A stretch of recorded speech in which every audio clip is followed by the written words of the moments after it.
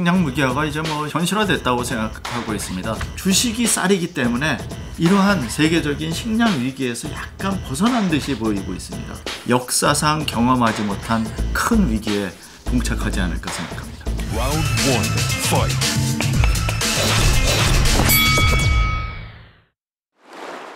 안녕하세요, 박종원의 경제한방입니다. 최근에 식량난이 계속되니까 식량을 아예 무기화하고 이게 식량 안보라는 게 정말 중요하구나 하는 국제적인 인식도 점점 더 생기고 있죠. 자, 그래서 과연 우리나라는 어떤 전략을 써야 될지 고려대 식품자원경제학과 한두봉 교수님과 함께 알아보겠습니다. 안녕하세요. 네, 안녕하세요. 당장 말이죠. 러시아가 이제 흑해 여러 나라들을 묶어서 이 곡물 가격에 공동 대처하려는 기구를 만들려는 시도 이런 얘기도 했고, 더군다나 러시아가 우크라이나 침공한 다음에 흑해를 또 이렇게 봉쇄함으로써 어떻게 보면 이제 서방을 타격한 느낌, 이런 느낌 좀 있거든요. 그렇죠. 식량으로. 지금 현재 이제 식량 무기화 상황 어떻게 보십니까? 식량 무기화가 이제 현실화됐다고 생각하고 있습니다. 과거에 냉전 체제로 들어갔는데 과거의 냉전 체제에서도 굉장히 군사 경쟁과 곡물 전쟁이 같이 일어났습니다. 1970년대, 60, 70년대. 러시아에서는 서양 제재에 대응하기 위해서 곡물과 에너지 수출을 갖다 제한하고 있습니다. 더군다나 러시아만 하는 것이 아니라 과거에 흑해 주변의 소련 국가들로 이루어진 유라시아 회원국들에게 밀, 보리, 호밀, 옥수수 등 농산물 수치 금지 지침을 내렸습니다. 서양 국가들과 러시아가 이러한 문제를 지혜롭게 풀지 않으면 금융시장도 혼란되고 원자재 시장, 식량 시장이 역사상 경험하지 못한 큰 위기에 봉착하지 않을까 생각합니다.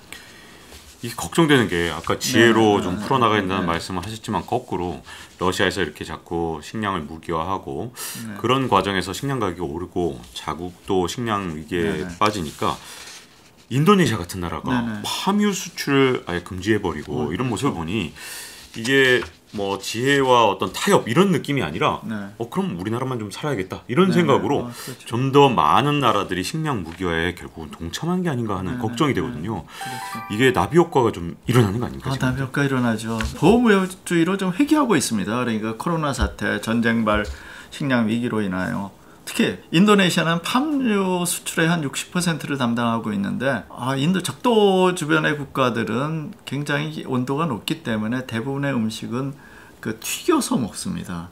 그러니까 기름이 거의 그들의 주식이라고 볼 수 있겠죠. 해바라기 씨가 우크라이나부터 수입이 되지 못하면서 콩기름, 팜유의 가격이 굉장히 급등했습니다. 이러다 보니까 유럽에서는 식용유 사재기가 시작됐습니다. 그래서 영국에서 가장 큰 슈퍼마켓인 테스코에서는 1인당 식용유를 3병 이상 사지 못하게 제한하고 있습니다. 우크라이나 전쟁으로 인하여 세계 시장에서 해바라기유가 4분의 1이 사라졌습니다.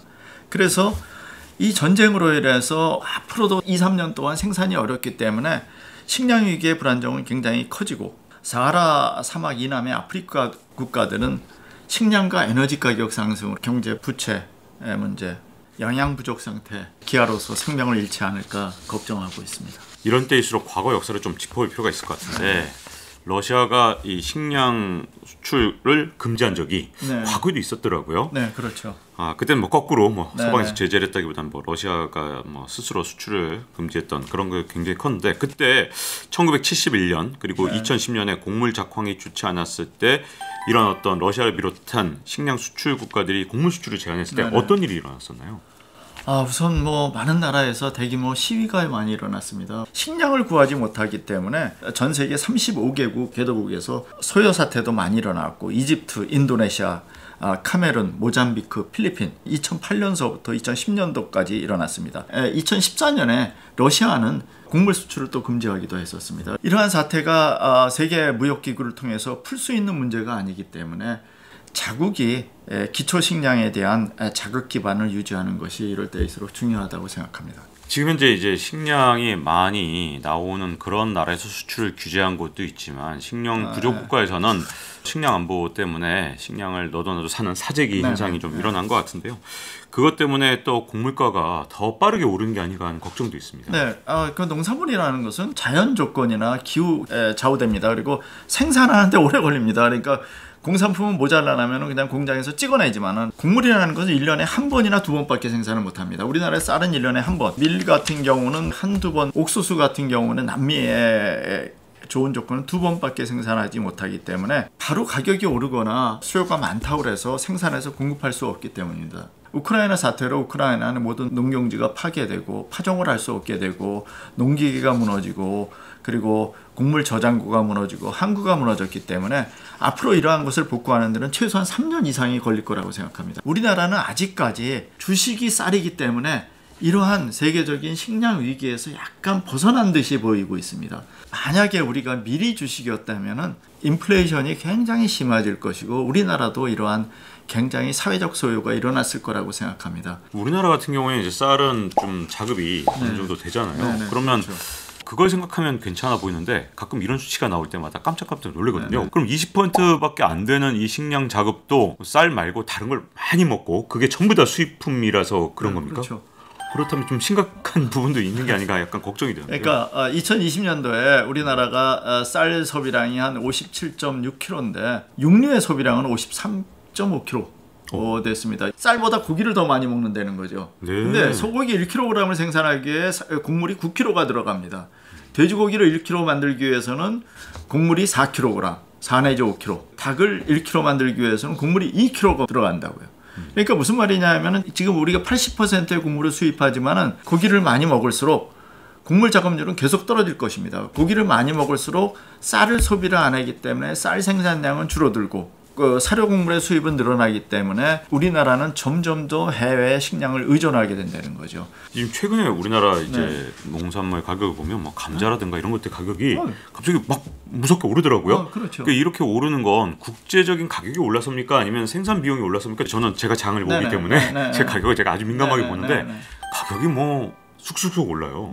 왜 이렇게 오르는 거죠, 우리나라는? 우리나라가 굉장히 오른 게 이제는 그냥 농산물을 사람 손으로 생각하는 게 아니라 다 기계화되어 있다고요. 유가가 오르면 농약값도 오르고 비료값도 오르고 비료값이 지금 우리나라가 2.5배가 뛰었습니다.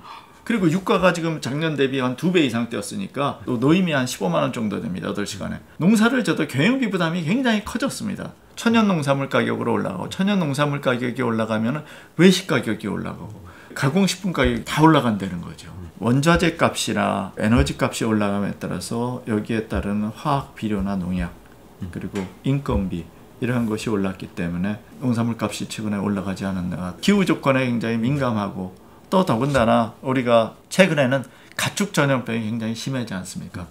우리가 여태까지 상상을 하지 못했던 계란을 1년 내내 수입하는 국가가 됐다는 거죠. 사실 예전에 우리가 이제 여러 나라와 자유무역협정 FTA를 체결할 때 많이 나왔던 얘기지만 지금 이 시점에서 볼 때 그 얘기를 좀 다시 여쭤보고 싶은데요. 이게 자유무역협정을 FTA를 맺게 되면 그야말로 이제 가격 경쟁력으로 싸우게 되는 거잖아요. 그렇죠. 근데 그때 식량 안보 이제 중요하지 않다. 아니 뭐 곡물이라는 거 얼마든지 싸게 구입할 수 있는데 뭐 FTA 맺어서 우리나라에서 좀 작물 좀 적게 제외해도 되는 거고 괜찮아라고 했던 적이 있었거든요.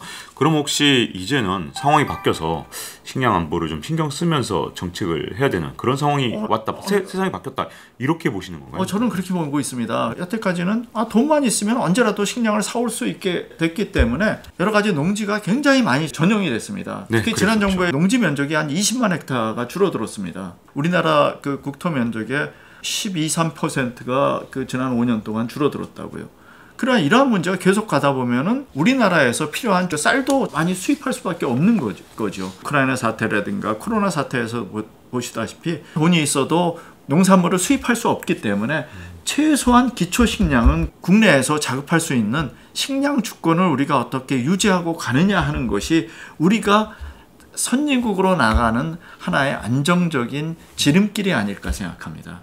농업이라는 것이 좀 더디고 느리다고 생각하지 말고 우리의 기간 산업입니다. 한 예로서 핀란드에서는 그 러시아가 이런 흑해를 봉쇄하듯이 2차 세전이 되면서 핀란드를 침공했습니다. 그래서 발틱해를 봉쇄했습니다. 그래서 구소련이 침공을 했을 때 겨울 전쟁이나 이때 핀란드는 계기로 국가 위기 관리부를 신설해서 식량, 에너지, 소금, 의약품 그리고 모든 기초 필수품을 저장하고 있습니다. 그래서 코로나 사태가 났을 때 마스크 같은 것도 거기는 충분히 갖고 있기 때문에 코로나의 피해가 초기에 있어서 가장 적은 나라가 핀란드였습니다. 우리나라도 국가 위기 관리를 다시 한번 생각할 때가 되고 식량 안보, 경제 안보를 좀 더 중요시하는 새 정부가 돼야 되지 않을까 생각합니다.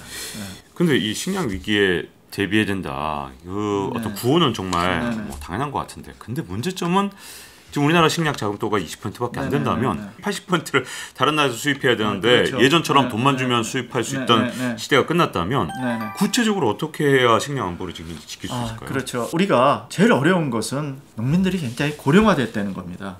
경영주의 50% 가까이가 65세 이상입니다. 노동력을 절감시키고 농사를 지을사하고 있는 새로운 농기계도 개발해야 되고 기술을 보급해야 됩니다. 우리나라가 과거에서는 쌀 재배를 하고 보리나 밀을 재배했었는데 이모작을 하는데 지금은 노동력이 부족하고 기계가 부족하기 때문에 안 하고 있습니다. 우리나라 경지 면적이 154만 헥타르밖에 되지 않습니다. 그래서 우량 농지를 보존하는 것이 굉장히 중요하다고 생각합니다.